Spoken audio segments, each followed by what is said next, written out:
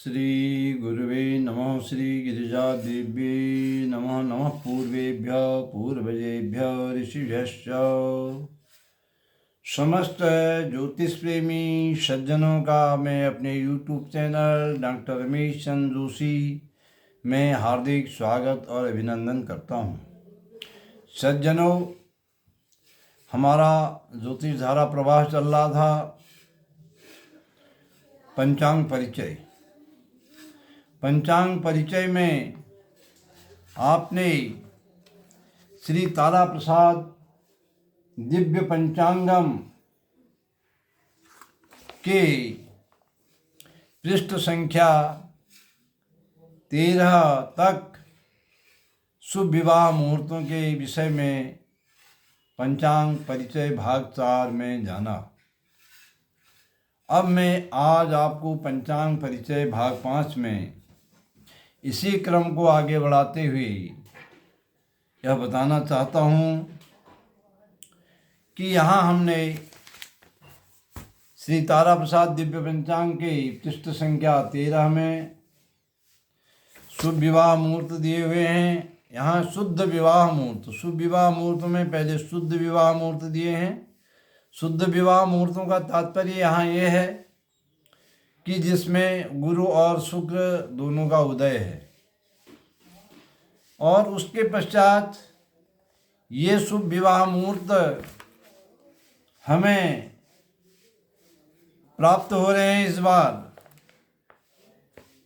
अप्रैल के महीने में केवल 23 अप्रैल तक, क्योंकि 28 अप्रैल को हमारे शुक्रदेव अस्त हो जा रहे हैं और ये शुद्ध गणितीय परीक्षण से हमने प्राप्त किया है। यद्यपि शुक्र के अस्त और उदय, गुरु के उदय और अस्त में भी पंचांगों में इस बार मतभेद रहेगा, लेकिन हमारे जो ये मान हैं गुरु शुक्र के उदय अस्त के, ये खगोल विज्ञान केंद्र के समतुल्य हैं। 28 अप्रैल को शुक्रदेव का अस्त होने के कारण जो शुद्ध विवाह मुहूर्त प्राप्त हो रहे हैं केवल 23 अप्रैल तक हो रहे हैं। उसके पश्चात हमने दिए हैं आपातकालीन विवाह मुहूर्त। ये आपातकालीन विवाह मुहूर्त बहुत ही कम पंचांगों में, उत्तराखंड के तो किसी भी पंचांग में आपको देखने को नहीं मिलेंगे और कुछ राजस्थान मध्य प्रदेश के पंचांगों में मिल सकते हैं। और ये आपातकालीन विवाह मुहूर्त इसलिए दिए गए हैं, आपातकालीन विवाह मुहूर्त का तात्पर्य भी आप समझ लें, जब गुरु और शुक्र दोनों में से एक का उदय और एक का अस्त हो, तो ऐसी स्थिति में वर कन्या के वर्षाधिक्य होने पर विवाह लग्नों की विवाह संस्कार करने की शास्त्रों द्वारा, धर्म शास्त्रों द्वारा अनुमति है। तो इसी बिंदु को दृष्टि में रखते हुए हमारे द्वारा आपातकालीन विवाह मुहूर्त यहाँ पर लगाए गए हैं और यह आपातकालीन विवाह मुहूर्त देने वाला मैं समझता हूँ कि उत्तराखंड का एकमात्र पंचांग होगा। और उसके पश्चात ये आपातकालीन विवाह मुहूर्त में भी 18 अप्रैल से 23 अप्रैल तक तो शुद्ध विवाह मुहूर्त हैं और 28 अप्रैल से 5 मई तक आपातकालीन विवाह मुहूर्त हमने दिए हैं। आपातकालीन विवाह मुहूर्त का तात्पर्य आप समझ गए होंगे। आपातकालीन विवाह मुहूर्त में का तात्पर्य ये है जब गुरु और शुक्र दोनों में से एक का उदय एक का अस्त हो और कन्या वर कन्या प्रौढ़ हो, तो उस स्थिति में विवाह मुहूर्त की शास्त्रों की विवाह करने की शास्त्रों की आज्ञा है।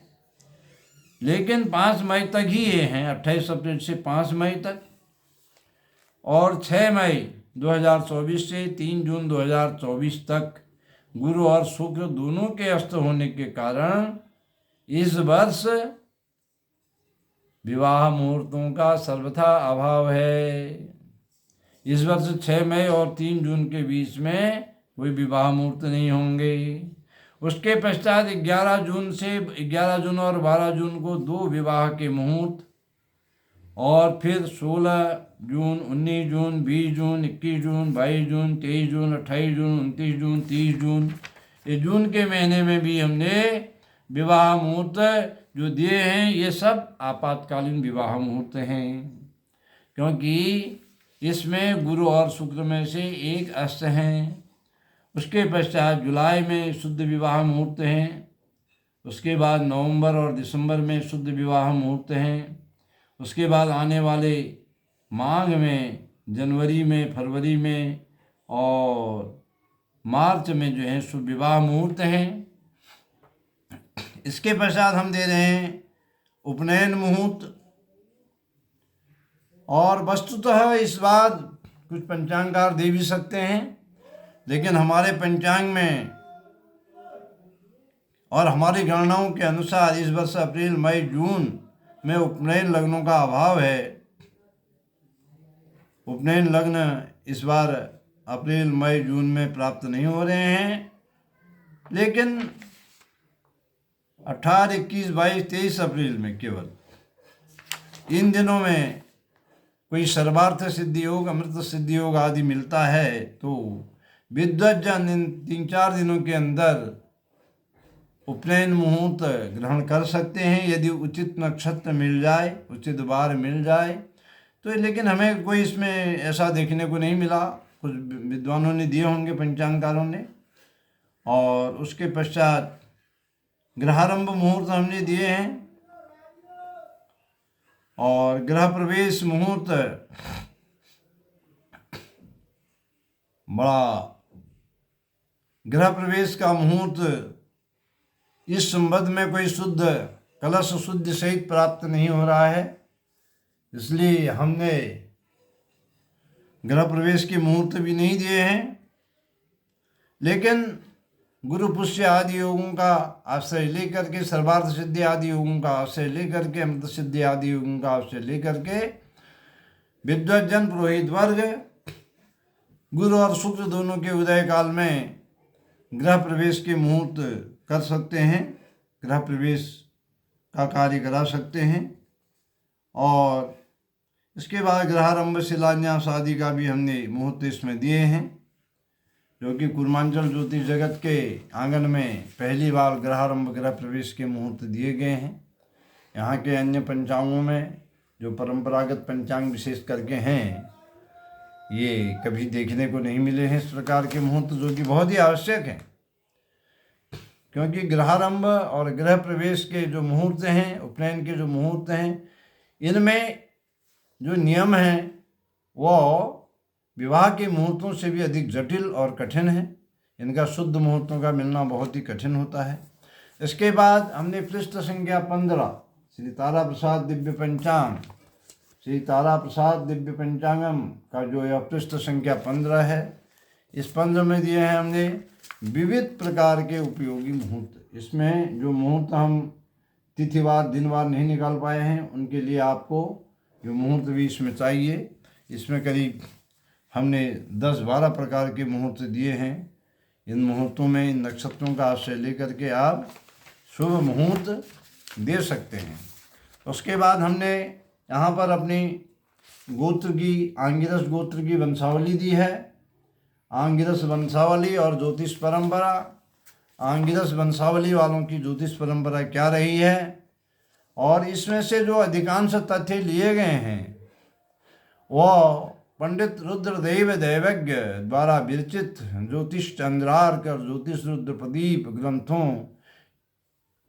की भूमिका से लिए गए हैं, बहुत ही प्रमाणिक है। और इसमें हमने लिखा है अपने विषय में, हम कोई ज्योतिष के विद्वान नहीं हैं, एक ज्योतिष के सामान्य विद्यार्थी हैं। इसमें हमने स्पष्ट लिखा है ब्रह्म, सूर्य, दृक 3 शैलियाँ। हमने तीनों शैलियों का माँ भगवती के चरणाश्रय लेकर के तीनों शैलियों का अध्ययन किया।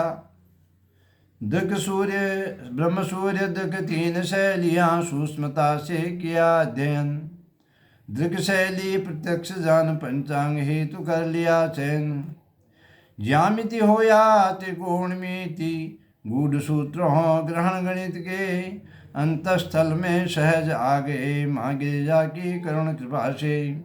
इसमें त्रिकोणमिति चलती है, पंचांग गणित में ज्यामिति चलती है, और बहुत गूढ़ सूत्र इसमें चंद्र ग्रहण सूर्य ग्रहण के होते हैं।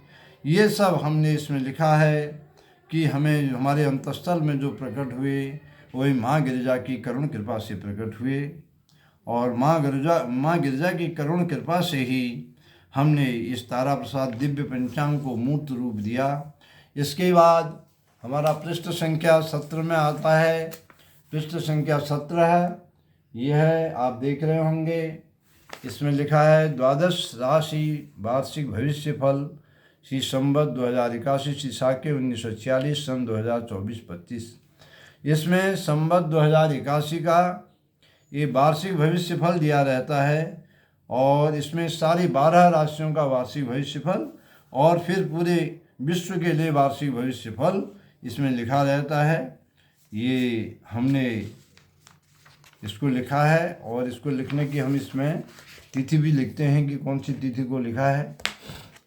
इसमें इसके बाद हमने इसमें आय व्यय चक्र, पूर्वांचल ज्योतिष के आंगन में ये आय व्यय चक्र भी हमने इस प्रकार का पहली बार यहाँ प्रस्तुत किया है। इसमें उत्तराखंड के लिए, विंध्य से उत्तरवासियों के लिए उत्तराखंड के लिए अलग है, दक्षिण भारत के लोगों के लिए अलग लिखा है। उसके बाद इसमें दिया रहता है ग्रहण का विवरण। ग्रहण के विवरण में ग्रहण का स्पर्श का समय, जब ग्रहण प्रारंभ होता है उसको स्पर्श कहते हैं। जब ग्रहण का मिड होता है, मध्य होता है, उसे मध्य कहते हैं। और जब ग्रहण मुक्त हो जाता है, मोक्ष हो जाता है, और ग्रहण का विवरण दिया रहता है। इसमें हमें पूरे भूमंडल पर लगने वाले सभी ग्रहणों का विवरण ये पूर्वांचल ज्योतिष जगत के आंगन में ये भी हमने पहली बार प्रस्तुत किया है कि विश्व में कभी कहीं भी ग्रहण लगे तो उसका विवरण हम यहाँ देते हैं। उसको क्यों देते हैं, उसका कारण यह है क्योंकि समाचार पत्रों में, दूरदर्शन आदि पर ये आता है कि आज ग्रहण है, आज नहीं है, तो हमारे पाठकों की जिज्ञासा रहती है कि इस ग्रहण का हम पर क्या प्रभाव होगा, ये ग्रहण दिखाई देगा या नहीं दिखाई देगा, ये कहाँ दिखाई देगा। तो इसका पूरा विवरण हम देते हैं ग्रहण विवरण में, जो कि संवत 2081 के पंचांग में पृष्ठ संख्या 18 पर है। सभी इसमें दिए हैं, ग्रहणों का विवरण पूरा दिया है। उसके पश्चात हम इसमें देते हैं वर्ष लग्न और वर्षेश लग्न। वर्ष लग्न और वर्षेश लग्न हमारे कुछ पाठक हमारे पंचांग निकलने से पूर्व कुमाऊं के कुछ बड़े बड़े पुरोहित जन भी इस संबंध में भ्रमित थे। जो पैठ अपैठ होता है संवत्सर प्रतिपदा और विश्व संक्रांति का, कि ये एक गते और संवत्सर प्रतिपदा के हिसाब से होना चाहिए, लेकिन ऐसा नहीं है। ये जो हमारा पैठ अपैठ होगा, ये पैठ अपैठ, इसके बारे में मैं आपको बताना चाहता हूँ। जो संवत्सर प्रतिपदा का पैठ अपैठ होगा, क्योंकि संवत्सर प्रतिपदा संवत्सर का जो प्रवेश माना गया है, जहाँ अमावस्या तिथि की समाप्ति होगी और प्रतिपदा तिथि का प्रारंभ होगा, उस लग्न से ये वर्ष लग्न बनता है। उस समय चंद्रमा की जहाँ स्थिति होगी, जैसे संवत 2081 में चंद्रमा की उस समय स्थिति मीन राशि में है, तो इसी से पैठ पैठ निकाला जाएगा। इसी प्रकार वर्षेश लग्न जो होता है, मेष राशि में सूर्य भगवान के प्रवेश के समय जो लग्न होगा और चंद्रमा की स्थिति जहाँ पर होगी, उससे हमारा वर्षेश लग्न बनता है। ये बहुत महत्वपूर्ण विषय है। इसको बहुत